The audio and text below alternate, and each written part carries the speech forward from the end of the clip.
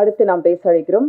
மக்கள் என் பக்கம் என்ற மாபெரும் படத்தில் நடித்தாலும் எப்போதும் மக்கள் பக்கமே நின்று போராடும் புரட்சி தமிழன் இவர். 38 வருடங்களுக்கு பிறகு ரஜினி சத்யராஜ் திரையில் ஒரு தீப்பந்தம் நிச்சயம். எப்போதும் சமூக பிரச்சனைகளில் எல்லாம் முதல் ஆள் முதல் குரல் இவருடையது. என்னம்மா கண்ணு, உங்கள் குரலில் மட்டும் என்னமோ ஒண்ணு. வாங்க சத்யராஜ் சார்.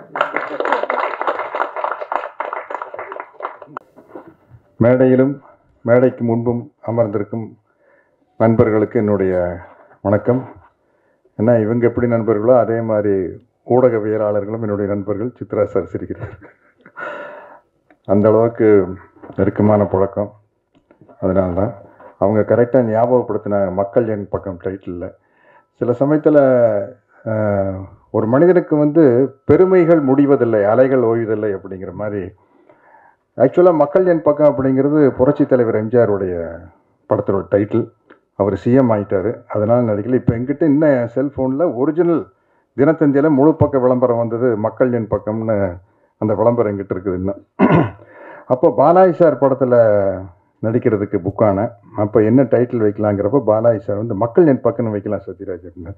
நான் சொன்னேன், சார் அது வாத்தியார் படம் டைட்டில், அவர் கோச்சுக்கு போகிறாரு, நல்லா இருக்காரு சார் அப்படின்னு. அதுவும் இல்லாமல் அந்த டைட்டில் வைக்கிற அளவுக்கு தகுதி எனக்கு இல்லை சார். மக்கள் என் பக்கம்னா அது ஒன்றே அவருக்கு மட்டும்தான் பொருந்தும். இல்லை அண்ணங்கிட்ட நான் போய் வாங்கிட்டு வந்துடுறேன் டைட்டில். நான் ஜனவரி மாதம் 1ஆம் தேதி ஒவ்வொரு வருஷம் போய் அவர்கிட்ட ஆசீர்வாதம் வாங்கி 100 ரூபா வாங்கிட்டு வருவேன். நான் போய் கேட்டால் கொடுத்துருவார் அப்படின்னு போய் கேட்டிருக்காரு. அப்போ உண்மையிலேயே புரட்சி தலைவருக்கு எனக்கு எந்த பழக்கம் கிடையாது. அதுக்கப்புறம் தான் அவர் கூட பழக்க ஆரம்பிக்கிறேன். யார் ஹீரோன்னு கேட்டார். சத்யராஜ்னு வச்சுக்கங்களேன் அப்படின்ட்டாரு. அப்படி அவருடைய டைட்டிலில் நடிக்கிற வாய்ப்பு கிடச்சி லூட்டின்னு ஒரு படத்தில் கம்ப்யூட்டர் கிராஃபிக்ஸ் மூலமாக நானும் தலைவரும் மீட் பண்ணுற மாதிரி ஒரு சீன் வரும் லூட்டியில். நம்ம துரைசார் படம். அதில் ஒரிஜினல் படத்தில் வேறு வசனம், இதில் வேறு வசனம் பேசணும் வாத்தியாருக்கு. மயில்சாமி தலைமையில் பல மிமிக்ரி ஆர்டிஸ்ட் பேசி பாட்டும் ஒன்றும் சரிப்பட்டு வரல. ஏவிஎம் கார்டன் தியேட்டரில் மயில்சாமி சொன்னாப்புல கரெக்டாக சத்யராஜ் அண்ணனை கூப்பிடுங்க, அவர் தான் கரெக்டாக பேசுவார் தலைவருக்கு அப்படின்னு சொல்லி போய் அந்த சீனில் எனக்கு நானே பேசிட்டு புரட்சி தலைவருக்கு நானே டப்பிங் பேசிட்டேன். அவருக்கு டப்பிங் பேசின ஒரே ஆள் நானாக தான் இருக்கும். ஏன்னா குண்டடிப்பட்டதுக்கு அப்புறம் கூட அவர் சொந்த குரல் தான் பேசினார். நிறையா வித்தியாசம் இருக்குது. காவல்காரனில் பார்த்தீங்கன்னா பாதி படம், முக்கால்வாசி படம் ஒரிஜினல் வாய்ஸில் இருக்கும். ஒரு 2-3 சீன் தான் வேறு மாதிரி வாய்ஸில் வரும். டப்பிங் பேசினேன். அதே மாதிரி இன்னொரு பெருமை எனக்கு கிடைச்சது, நடிகர் திலகம் சிவாஜி அவர்கள் நடிக்காத கேரக்டரே இல்லை. ஒரு போலீஸ் டிபார்ட்மெண்ட்னாலும் கூட கான்ஸ்டபிள், சப் இன்ஸ்பெக்டர், இன்ஸ்பெக்டர், ஐஜின்னு எல்லா கேரக்டர்லையும் நடிச்சிருப்பார். ஒரு சட்டம் சம்மந்தப்பட்ட படம்னா ஜூனியர் வைக்கல், சீனியர் வைக்கல், ஜட்ஜு வரைக்கும் நடிச்சிருப்பார். அவர் ஆசைப்பட்டு நடிக்க முடியாத ஒரே கேரக்டர் தந்தை பெரியார் கேரக்டர் தான். அதில் நடிக்கிற ஒரு வாய்ப்பும் எனக்கு கிடைச்சிருச்சு. இன்னைக்கு என்னுடைய ஆறுயிர் நண்பன் விஜயகாந்த் நடிக்க வேண்டிய ஒரு கேரக்டரில் நான் நடிக்கிறதுக்கான வாய்ப்பை கொடுத்த தனஞ்சயன் சாருக்கும் விஜய் மட்டன் அவர்களுக்கு, என்னுடைய டைரக்டருக்கு என்னுடைய மனமார்ந்த நன்றி தெரிவிச்சுக்கிறேன். ஏன்னா அவ்வளவு நட்பு. விஜயகாந்த் சாரை பற்றி நான் பேசுனா அன்பு நண்பன் விஜயின் தான் விஜயின் தான் கூப்பிடுவேன். எங்களுக்குள்ள நடந்த காமெடிகள் தான் அதிகம். அது பேசினப்போ இந்த மாதிரி ஒரு புக்கே எழுதலாம். அவ்வளோ நீங்கள் அவர் திரையில் வீரமாக பார்த்துருக்கோம், ஒரு புரட்சி கலைஞர். அதை தாண்டி எங்களுக்குள்ளே நடந்த காமெடிகள் அளவிட முடியாத காமெடி. அதை மட்டுமே ஒரு புக்காக எழுதணும்னு ஆசைப்படுறேன். இந்த படத்தை பொறுத்த வரைக்கும் தனஞ்சயன் சார் என்ன, அந்த குழந்தையே நீங்கள் தான் சார். அவர்கிட்ட பாருங்கள், அவர் முகத்தில் பாருங்கள், அந்த குழந்தையே நீங்கள் தான் சாருங்கிற ஒரு முகம் வச்சுருப்பார். நம்ம சக்தி சிதம்பரம் டைரக்டர் சக்தி சிதம்பரம் சொல்லுவார், இந்த அப்பாவியாக மூஞ்சி வச்சுட்டு அதுக்கு பேர் முரளி ஃபேஸ் அப்படிம்பார். நம்ம இதயம் முரளி இருக்காருல்ல சார், இந்த முரளி ஃபேஸை வச்சு ஏமாத்தாதீங்க சார். அந்த மாதிரி தனஞ்சயன் சார் அந்த குழந்தைய நீங்கள் தாங்க சார் மாதிரி ஒரு முகம். அவர் கேட்டார்னா கண்டிப்பாக ஒத்துக்கிட்டு தானோ. விஜய் மில்டன் டைரக்டர் அப்படின்னு நான் கோலி சோடா படம் பார்த்துருக்குறேன். உடனே சரின்னு சொல்லிட்டு, எனக்கு உண்மையிலேயே இது அவர் கேப்டன் நடிக்க வேண்டிய கேரக்டர் தான் நான் நடிக்கிறேன்னு எனக்கு தெரியாது. ஒன்றும் கதையே கேட்கல, விஜய் மில்டன் ஓகேன்னு சொல்லிட்டேன். அப்புறம் எனக்கு தம்பி விஜய் ஆண்டனி கிட்ட ஒரு ரொம்ப கம்ஃபர்டபுள் ஸ்பேஸ். அவர் கூட நடிக்கிற 3வது படம் இது. சினிமாவை தாண்டி நிறையா விஷயங்கள் விவாதிப்போம். வாத்தியார் பாட்டு மாதிரி உன்னை அறிந்தால் நீ உன்னை அறிந்தால் உலகத்தில் போராடலாம், உயர்ந்தாலும் தாழ்ந்தாலும் தலை வணங்காமல் நீ வாழலாம்ங்கிறதுக்கு சிறந்த உதாரணம் விஜய் ஆண்டனி அவர் தான். அவருடைய ப்ளஸ் பாயிண்ட் என்ன, மைனஸ் பாயிண்ட் என்ன கிளியராக தெரியும். அதுதான் அவருடைய, ஏன்னா லைஃப்பில் அது ரொம்ப முக்கியமான விஷயம். இன்றைக்கி நான் இந்த ட்ரைலரு டீசர் இதெல்லாம் பார்த்ததுக்கப்புறம் உண்மையிலேயே மிரட்டிட்டாரு sir. Music director sir super sir, பிரமாதம். அதே மாதிரி ஃபோட்டோகிராஃபி என்ன, எனக்கு விக்குக்காகவே தனியாக ரூம் போட்டு யோசிக்கிறாங்கன்னு நினைக்கிறேன். நல்ல வேளை எனக்கு தலை இப்படி இருந்தது, சௌரியமாக போச்சு. முடியோட பிறந்ததுன்னு வச்சுங்களேன், இவ்வளோ வெரைட்டியான கெட்டப் கிடச்சிருக்காது, கட்டப்பாகவே கிடச்சிருக்காது. என்ன கண்டினியூட்டி இருந்திருக்கும் சார். மொட்டை அடிக்கணும் அப்படின்னா சார் 10 படம் கண்டினியூட்டி சார், அதெல்லாம் மொட்டையில் அடிக்க முடியாது சார்னு சொல்லி அந்த கேரக்டரே கிடைக்காம போயிருக்கும். அது இல்லாமல் இருந்ததுன்னா நல்லதாக போச்சு. சில விஷயம் சில மைனஸ் தான் ப்ளஸ்ஸாக இருக்கும். இப்போ எனக்கு கடவுள் நம்பிக்கை இல்லாதனால நிறைய பேர் பேசல, சாருக்கு இல்லை அவருக்காக நாங்கள் வேண்டிக்கிறோம் அப்படிம்பாங்க. கடைசியில் பார்த்தா எனக்காக வேண்டிக்கிட்டது வந்து எக்கச்சக்கமான ஆளுங்க, என்னை தவிர எல்லாரும் வேண்டிக்கிறாங்க. கடவுளுக்கு என்ன பிடிக்கும், கடவுளுக்கு ஏன் என்ன பிடிக்குன்னா அவரை நான் டிஸ்டர்ப் பண்ணுறதே இல்லையில்ல. அப்ளிகேஷனாக போடுறது, ஏன் படம் ஒன்றும். அந்த ஆள் என்ன செய்வார், 2 பேர் எலெக்ஷன் நிற்கிறாங்க, 2 பேர் போய் தேங்காய் பழத்தோடு போய் சாமி நான் தான் ஜெயிக்கணும் அப்படின்னு அந்த ஆள் கன்ஃபியூஸ் ஆகிடுவார். யாரோ ஒருத்தர் தாங்க ஜெயிக்க முடியும், அதுதாங்க இயல்பு. Praying is nothing but dictating God.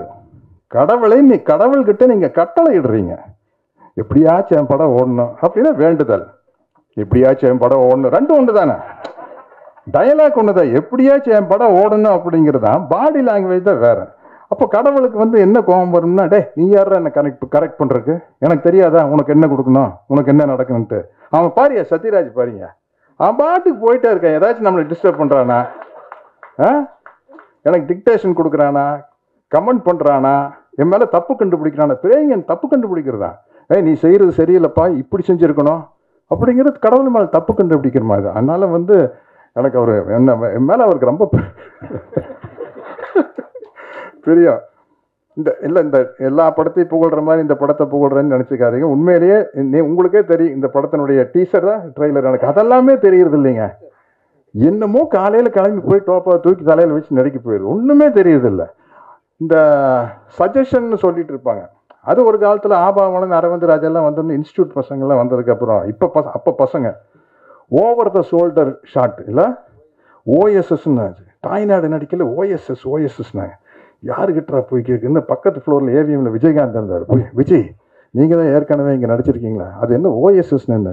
எனக்கு அப்படித்தாங்க சத்யராஜ், முதல்ல பெரிய கன்ஃபியூஷனுங்க, அது ஒன்றும் இல்லைங்க சஜஷன் ஷாட்டு சத்யராஜ், அதை போய் இவங்க பெரிய பிரச்சனை ஆக்கிட்டாங்க.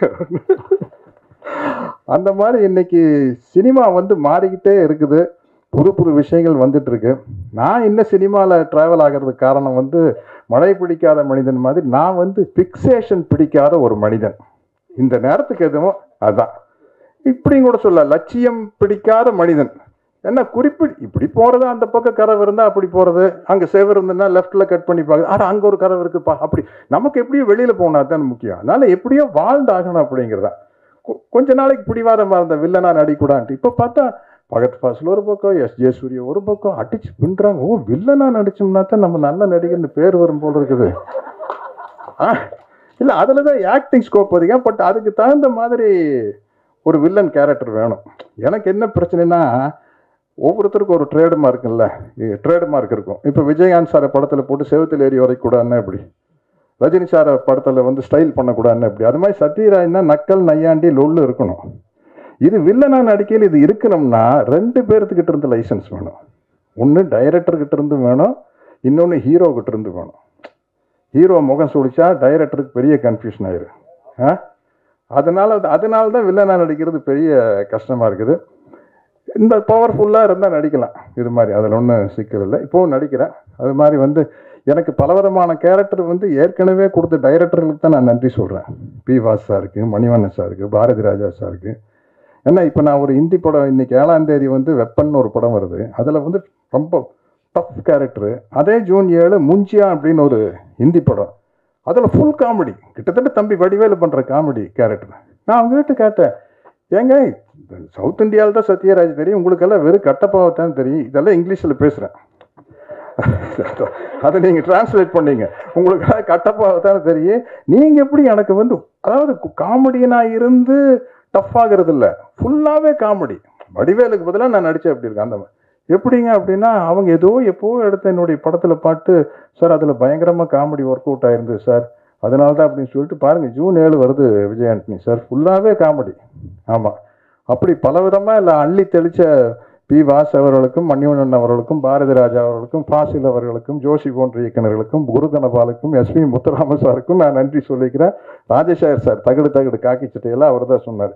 இப்படி பல சத்யராஜை காட்டி வச்சனால்தான் இன்னைக்கு விஜய மில்டன் சார் மாதிரி ஆளுகள்லாம் எங்கிட்ட, புது இயக்குநர்கள்லாம் எங்கிட்ட வர்றாங்க. அதனால் அவர்களுக்கும் நன்றி கூறி, இன்னும் என்னை அரவணைத்து அழைத்து சென்று கொண்டிருக்கும் இந்த இன்றைய திரையுலகத்திற்கும் நன்றி கூறி விடைபெறுகிறேன். வணக்கம் சார். எல்லாருக்கும் இன்னைக்கு டைட்டில் நீங்களே கொடுத்துட்டு போயிட்டீங்க சார். தேங்க்யூ. நடிக்கிறீங்களா நடிக்கலையா? நான் தான் திரும்ப சொல்றேன், எதுவா இருந்தாலும் ப்ரொடக்ஷன் சைட்ல இருந்து அக்ரிமெண்ட் அப்படி இருக்கு இல்லையா, அனௌன்ஸ் பண்ண அவங்க யாரும் இன்னும் கேட்கவே இல்லைங்க. அப்படி இல்ல, அது ஒரு ரூமர் தான். இல்ல சார், இந்த தகவலே வந்து நிறைய இடத்துல சோஷியல் மீடியால பரவிட்டு இருக்கு.